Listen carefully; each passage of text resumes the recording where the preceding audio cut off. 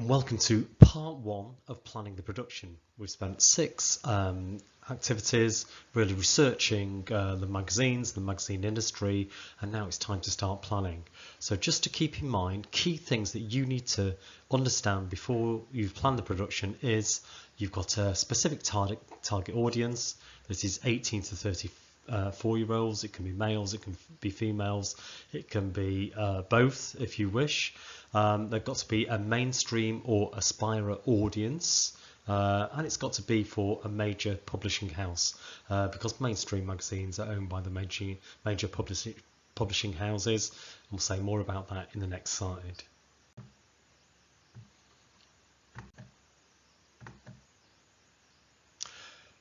So planning the production now is what we're on to. I'm going to focus on the publishing house. And the publishing house, of course, is the conglomerate organisation that actually owns the magazine. So the publishing house is important because mainstream magazines will belong to one of the big conglomerate publishing houses.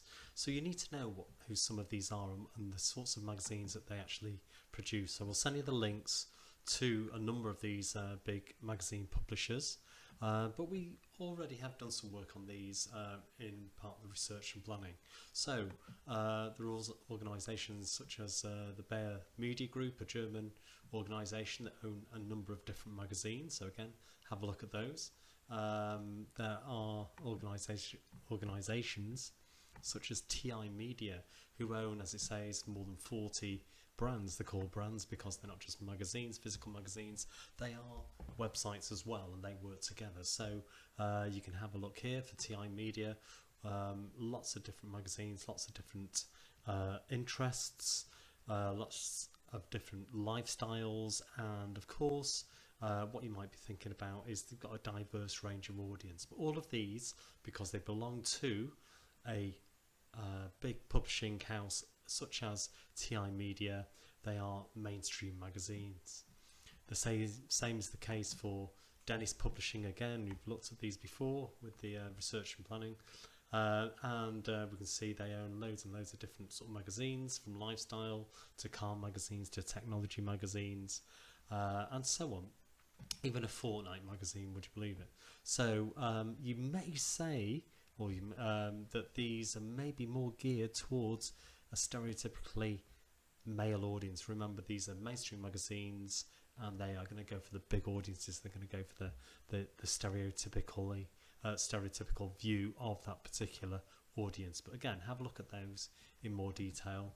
Of course, maybe more stereotypically female. You've got things like Condé Nast, who own Vogue that we looked at earlier, and magazines like Glamour magazine, as well as a number of other sort of female lifestyle magazines as well. But there is some diversity within there as well. GQ Style is a men's style magazine. There's also Pitchfork that they own, which is a music magazine as well, that started on the as an internet blog and since been bought by Condé Nast and is now part of their company. So all these companies, because they own businesses in the same area of the media, are horizontally integrated.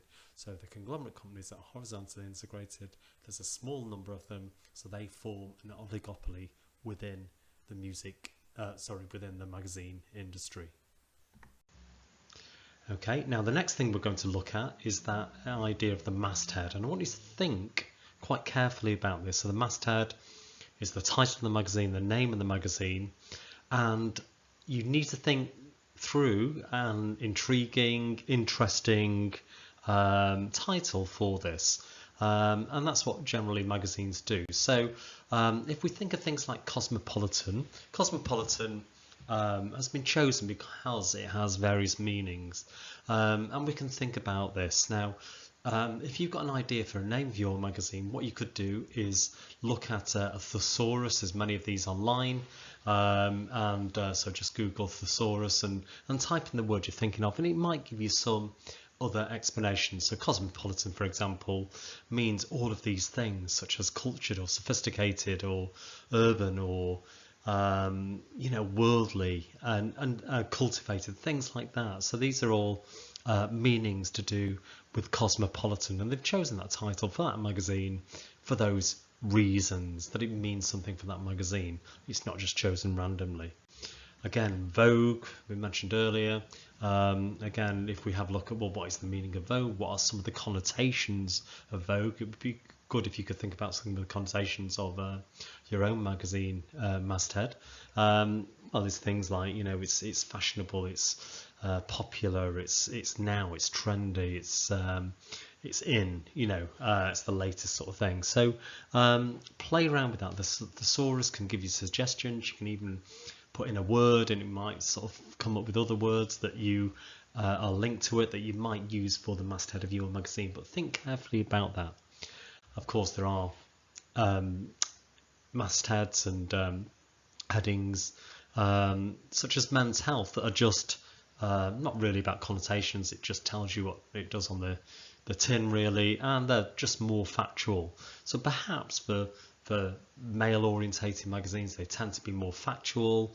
For female orientated magazines, they tend to have more connotations with the name of each of the titles. Okay, so the next thing we're going to think about is the main image, and of course the main image is going to be the key point of your front page. It's got to be interesting, it's got to be intriguing, it's got to look professional, and you will have to choose somebody to photograph. It does need to be a person that is on the front cover, but we don't have to worry about that yet. Let's just work at the planning. So okay, so the main image, what you're going to have to do is describe things like the facial expressions, the body language, what they're going to be wearing, and if you can think about how they may be presented as an aspirational image, something that shows the future buyer, so a version of the future buyer. Think about what it does, how it links to John Berger's ideas. Does it give a glamorized version of the future buyer? Perhaps it does. That would be useful. Next thing then we're going to look at is the setting. So the setting. Now the two choices with this really. You can either go for a studio setting where you can have any colour in the background or just a plain white background, or you could have a location setting. So magazines, have a look at different magazines, how they use these. Just looking at this cyclist magazine here. Of course, if it's about, if the main cover line is about climbing mountains on a bike, on a road bike, then you want to have pictures of mountains in the background as well. But again, these got to be original images. You will have to take these, so you need to bear that in mind as well. You can't just lift these from Google. There's this one here. If you're doing a mountain bike and you want to show a mountain biker in action, then it's best shown on location. However, even for cycling, you don't necessarily need a location. So, for example, the front cover here for pro cycling, we can see is just a blue background with the cycling star on the front of it. Of course, just having a studio setting, the Men's Health one, generally they just have a white background for Men's Health. This varies a little bit because of course we've got the orange strip in the background now. So and then for the Vogue, we can just see it's a plain background. But if you think and can explain why you would want a plain background, you could argue that it shows the model off better. The emphasis should be on the model, and the attention should be given to the model that's being photographed rather than the location. Then that's a reason for justifying having a studio setting rather than a location setting.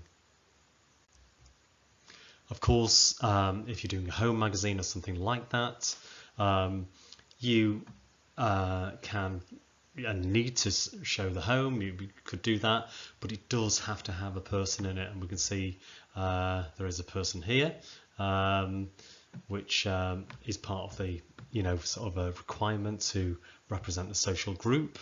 And even this one here for the food magazine, we can say it's got a person in there as well, even though the food is the main sort of image in here.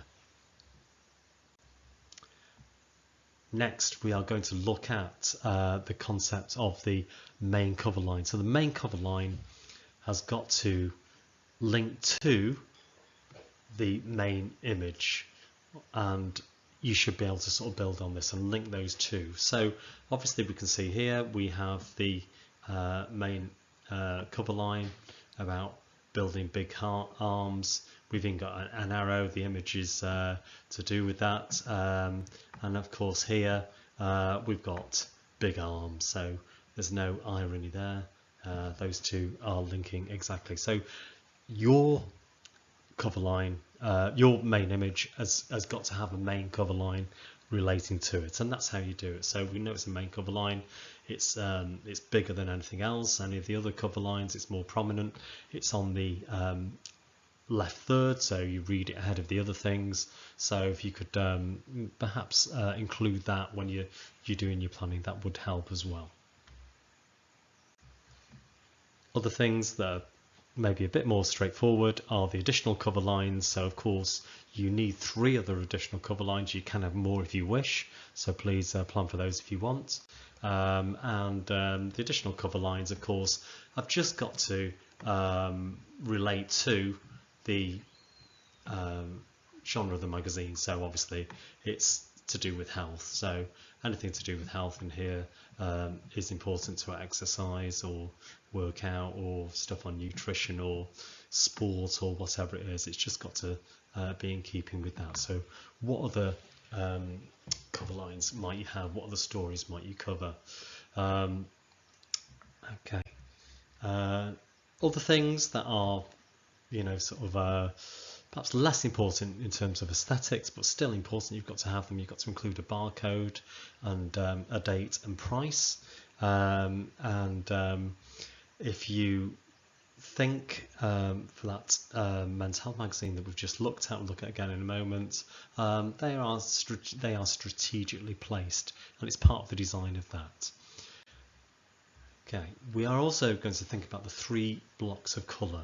So most magazines will just use the 3 blocks of colour, 3 main colours. There may be slight additional colours, slight accents, but mainly 3 blocks of colour. And again, we'll use Men's Health as an example. So we can see this is typical of Men's Health. They use this white background with red and black, so they create a contrast. It's about being bold, it's about standing out.